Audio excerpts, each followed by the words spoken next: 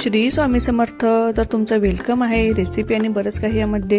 तर आज बनवलेले आहे चणा डाळ आणि शेंगदाणे घालून पालकची भाजी. तर बघा कशी झालेली आहे. तर सुरुवात करते. इथे साहित्य घेतलेले आहे: पालक 1 जुडी, चणा डाळ 4 तास भिजवलेली आहे, कांदा, हिरवं वाटण, 4 तास शेंगदाणे भिजवलेले आहेत, हळद, लाल तिखट, राई, जिरं आणि मीठ.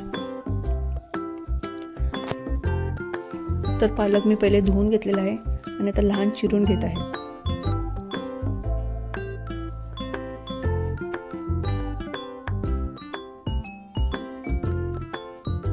एकदम लहान पण नाही चिरायचं आणि एकदम मोठं पण नाही ठेवायचं.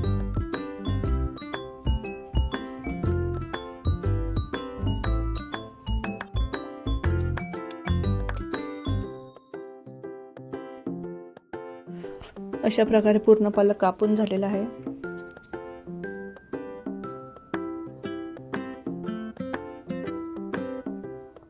आता मी कांदा लहान चिरून घेते.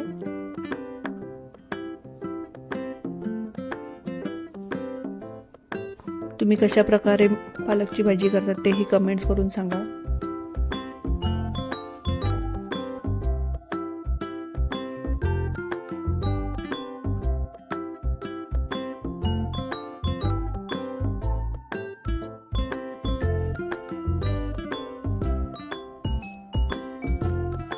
कांदा पण चिरून झालेला आहे पूर्ण.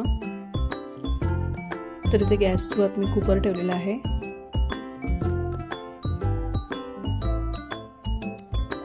कुकर चांगला गरम झाल्यावर त्यामध्ये टाकते मी तेल.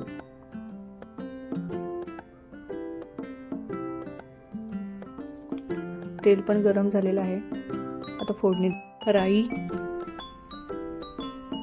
जिरं, चांगले तडतडल्यावर त्यात टाकते मी कांदा.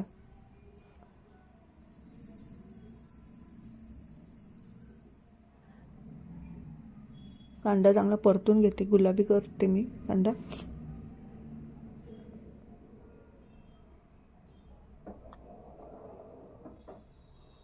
चांगला परत. लाल तिखट हा घरगुती मसाला आहे आणि हळद टाकते अर्धा चमचा.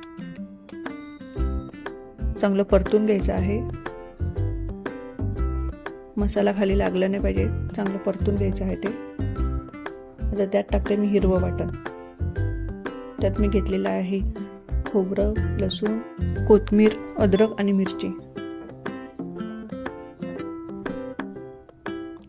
चांगलं परतून घेते. आता त्यात टाकते मी चणा डाळ. तीही चांगली परतून घ्यायची आहे.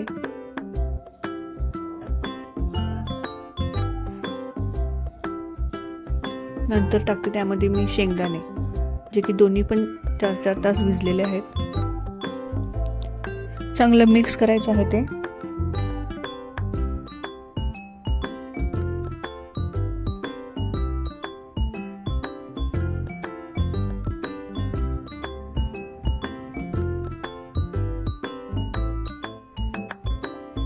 आता त्यामध्ये टाकते मी पालक, लहान चिरलेला पालक.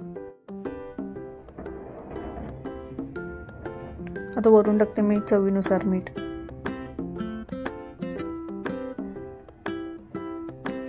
पुन्हा चांगलं मिक्स करायचं आहे.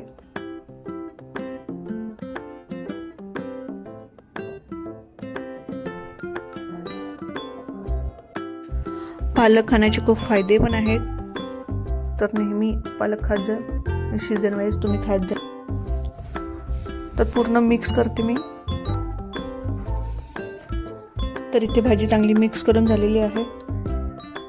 आता वरती मी पाणी ठेवते.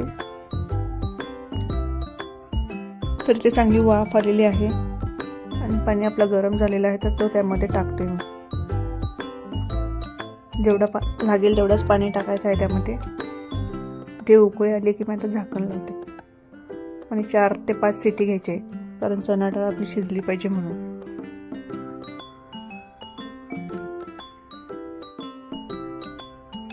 तर इथे शिट्ट्या झालेल्या आहेत पूर्ण. बघूया आता भाजी कशी झालेली आहे. तर इथे आपली भाजी रेडी झालेली आहे. तर तुम्हाला माझी रेसिपी आवडली तर नक्कीच लाईक शेअर अँड सबस्क्राईब करा. Thank you so much for watching.